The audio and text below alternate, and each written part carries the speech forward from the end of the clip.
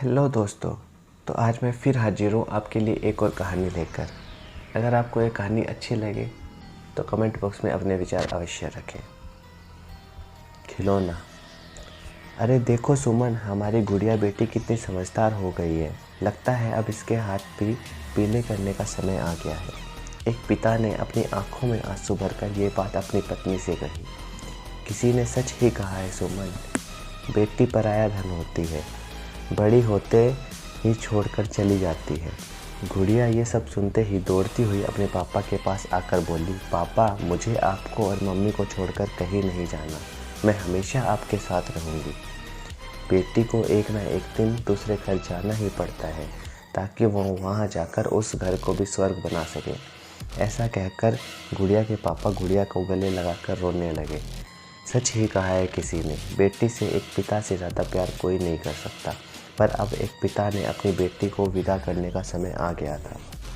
गुड़िया के लिए लड़का देखना शुरू हुआ। कुछ ही दिनों में एक लड़के को गुड़िया के लिए पसंद कर लिया। पता है सुमन, लड़का बहुत ही शरीफ परिवार से है। हमारी गुड़िया उस घर में बहुत ज़्यादा खुश रहेगी। एक पिता के लिए इससे ज़्यादा खुशी की बात क्या होगी कि उनकी बेटी को एक अच्छा परिवार मिले।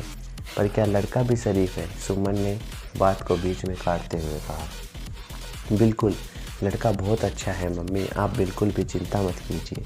गुड़िया बहुत खुश थी कि पापा ने उसी लड़के को चुना जिसे वो प्यार करती थी।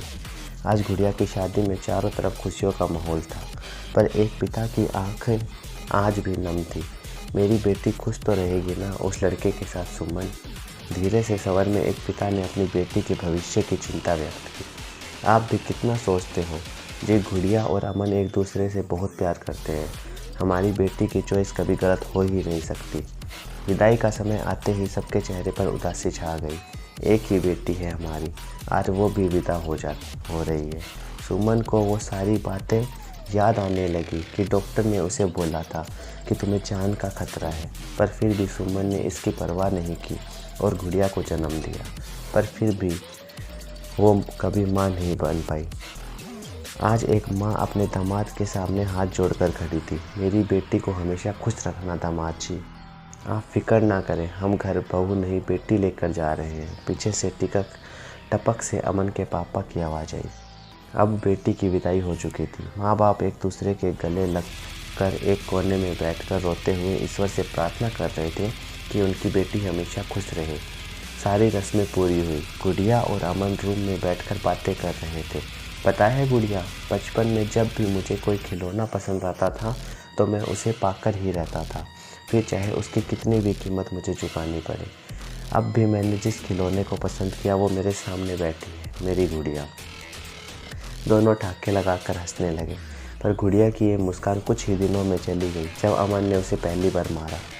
अमन, आज मेरा मन नहीं है कुछ भी करने का, आज रहने दो प्लीज़। चुप कर साली, तेरी ये बकवास सुनने के लिए मैंने तुझसे शादी नहीं की है। चुपचाप लेटी रहे। अब मूड से एक शब्द भी निकाला तो मुझसे बुरा कोई नहीं होगा।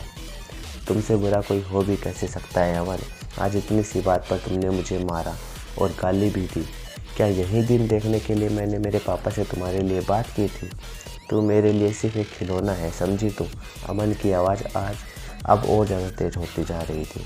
क्या मैं ये सब पापा को बताऊं? क्या सोचेंगे पापा मेरे बारे में? पापा ने तो मना किया था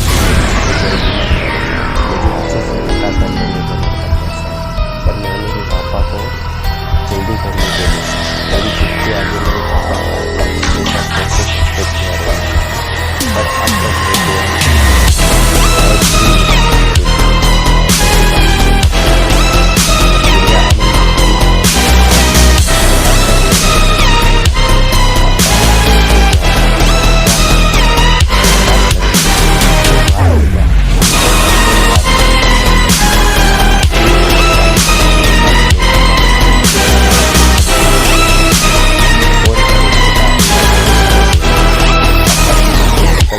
Stay in the house. रात तक फिर रात को वो हवा लगा और मुझे खिलौने गुड़िया को रात को Lock the door.